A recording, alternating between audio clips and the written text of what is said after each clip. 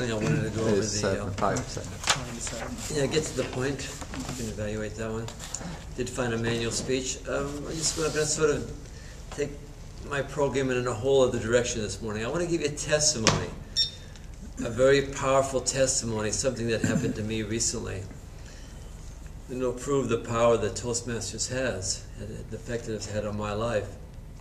And maybe it's had a great effect on your life also. And if it hasn't, then hang around long enough, then it will bring you to greater heights and greater plateaus in your life. But with Toastmasters, I won and continue to win at the game of life. I recently got married, and it was a Renaissance wedding. I'm sorry everybody didn't get an invite. It's just that I had so many seats. And later on I thought, well, I could have probably invited some more people, but there was like 90 to 100 people at this wedding. It was a potluck wedding at a shelter outside of Tarpon Springs, and it was a Renaissance wedding. I was one of the main participants, of course, besides my wife-to-be. She was the main participant, but I also kind of emceed this whole wedding.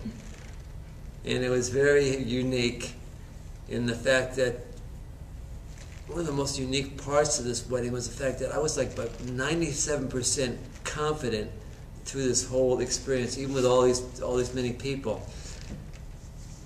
And the reason, of course, I've had Toastmaster training. Now, before that, if I had done something like emceed my own wedding and had that many people, 90 to 100 people there, and all these people, you felt like you were a movie star, because everybody, when you cut the cake and when you're up there, giving your vows, people were standing up and flashing cameras. People, the horde, the mass was there. I was just calm and at ease and felt very, very much in control. Before this training, I would have had a fifth of scotch, and I would have had a bunch of pills to help me maintain control and maintain my, my confidence and self-respect. So I've come a long way. As it was a wedding that the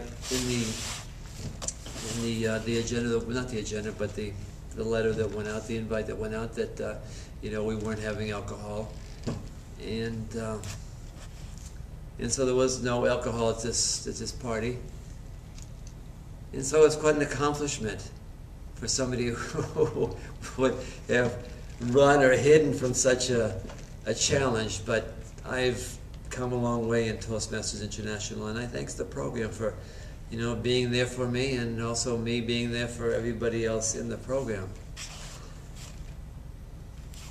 I started out in life, I grew up in a family there was alcohol involved, and maybe many of you have grown up in such families, and it was dysfunctional.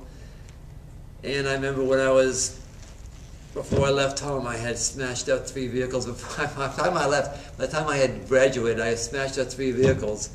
And my parents set me down after smashing out the 3 vehicles and talked to me, and wondered if there was a problem here. And their solution was that no one realized that I had a problem. They didn't realize I had a problem. They just thought, well, maybe you just need a drink at home.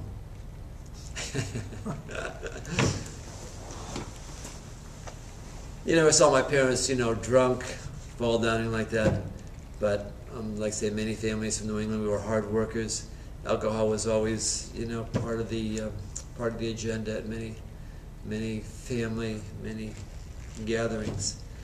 And so I grew up with a kind of an alcohol problem. Later on, got into drugs. There's street drugs at first, and later on, it was prescription drugs. But it was my 30s. I got into prescription drugs and alcohol. And they were always trying to bring myself down so I could maintain, control. And it's no wonder that it's always amazing today that the world we've evolved into as a culture is that, the 5 top companies in the Fortune 500 are drug companies. And that's where our culture has come to. And if you drive down 19 or any major highway, you see that, you'll have a Walgreens on one corner, and the other corner you got a CVS. So we've all been taught that we've got chemical imbalances, we've got problems, and we need to, medicate that problem. And so that's what I did. I medicated the problem. not realizing that even though I grew up in a family, there was a little bit of character building, you know, work before play, basic honesty. It wasn't enough character building so that I got into drugs and alcohol, and I think that's mainly what the culture of what our problem in culture seems to be today. Not enough culture, you know, character building. Somewhere in my 30s, I started going to doctors, and they, of course, you know, I've been diagnosed with, you know, shyness, with bipolar, with depression, with schizophrenia. I was diagnosed compulsive obsessive. I was diagnosed with everything, and you can see doctors don't really get down to. They don't really sit you down and find out, well, what's your exercise program? What's your food program? Are you eating a lot of, you know, healthy food, organics? What's your sexual program? What's your spiritual program? What's your, you know, your work disciplines? They don't really sit you down and do that. They just sort of give you light talk, and according to their opinion, what they come up with, they give you their solution, which of course is always some sort of drug. Of course, and they can prove you've got a chemical imbalance, and it's not your fault. And never do they challenge you to what really you should be doing, and how maybe you should really handle maybe mental health. But what happened over this period of time, right around when I was in my young 50s, I decided that, well, what happened was I had changed my prescription, I changed my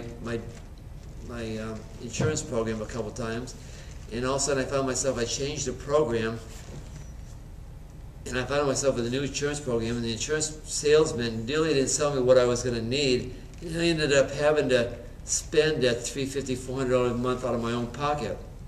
It's very easy to carry on in your regular path, your regular habits, if someone else is paying for your drugs. Like you go to the prescription drugstore and you pay maybe $10 or $20, and you get a prescription drug where it's worth maybe $350. You think, well, I'll just go with the status quo, right? It's very easy. When it's coming out of your own pocket, you start thinking about spending that $350, $400 a month. I decided I needed to develop a program, a healing, winning program for myself. I developed all those programs, a food program, a diet, exercise, the whole 9 yards. And in achieving that, I gave myself about 1.5 years to wean myself off the 2 drugs I was doing. I've got pictures that I need to actually print up that show me, you know, with the whole like medicine chest of, you know, drugs I had done and tried, because you're always looking for the perfect pill that's going to make you perfect, whole, and complete. It really doesn't exist, but I'm showing me with a hammer, you know, attacking these pills. Also, I saved my last 2 prescriptions from a doctor where I stopped. So I've been free for 8 years from, you know, alcohol, drugs, the whole 9 yards. So it's good to be a free man today. And I owe a lot of this freedom to the fact that I was involved in Toastmasters and other programs. It was Recovery International. It's a program for great mental health. 12-step programs like Al-Anon, AA, church. So I incorporated all those programs into my life to create me to be an award-winning program.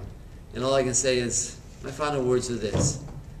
If you're stuck in life, if you fall in a dark hole, I'm just an average guy, but I encourage you all to go for it.